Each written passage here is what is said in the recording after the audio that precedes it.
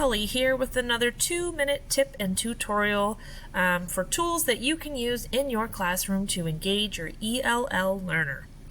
Some of you might already know how to do this, but I figured I'd make a video in case you didn't. I know that many of us rely heavily on using Google Suite of products to be creating worksheets and handouts, but also for our students to be using to create their own word process documents as well. So I'd like to show you how you can apply translation tools to your Google Docs.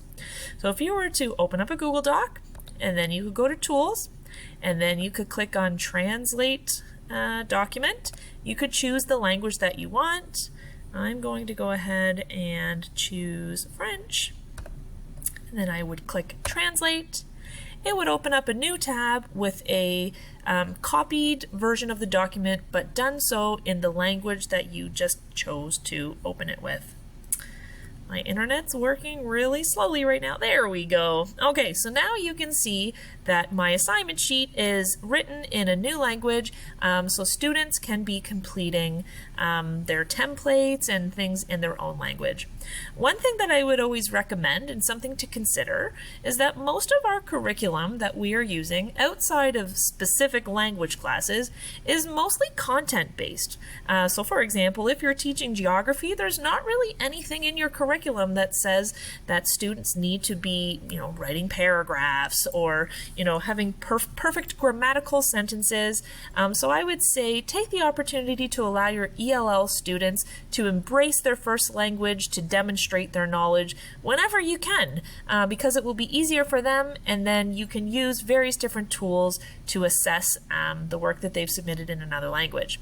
So here we go. We have students that could be completing these templates as an example in their first language. So I want to show you one more tip for things that you can do.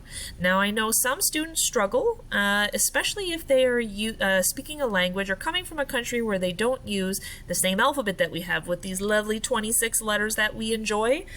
So downloading new keyboards for their computers can be a bit tricky sometimes. In these cases, I would say it's not a bad idea to teach your students or to have them playing around with speech to text, which is built right into Google Docs. So for example, I could go to Tools, and then I could go to Voice Typing, and then I would click this little icon here, and then anything that I say would be typed up in my document. So I could say something like, well, I would allow my microphone, and then I would say, Bonjour l'étudiant, c'est un papier pour le professeur. So you can see that as I spoke in my first language, it went ahead and it typed everything automatically for me. So if I'm having trouble with having different keyboards and that's tricky, we could always do voice to text. As I said, that's built right into Google Docs. Now, as an English-speaking teacher, you might be saying, Tully, how is this helpful for me? I can't speak that first language. How the heck am I supposed to read what this student just wrote in their first language?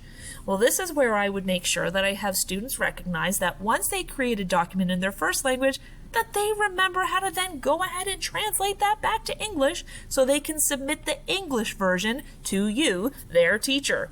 So again, I have this document open right here. It's written in French. I could then go ahead and go to Tools, Translate Document.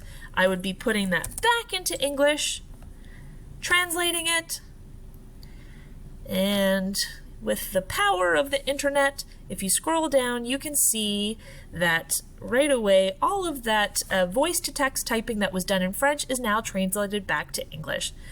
Keep in mind that this is not a perfect translation. It is AI and computers that are doing this. But for students that are really struggling to get anything down on paper that you can be assessing, this is one more strategy that you can use. I know I said this is a 2-minute tip and it's already 4 minutes. I hate myself that I did this to you, but I really do think it's a good one. So hopefully you made it through this video and you're not afraid to work around and play along with not only the translation that you can apply to Google Docs, but also having students using the translated voice to text feature as well. All right, have fun, and hopefully you can get some great assessments out of your students.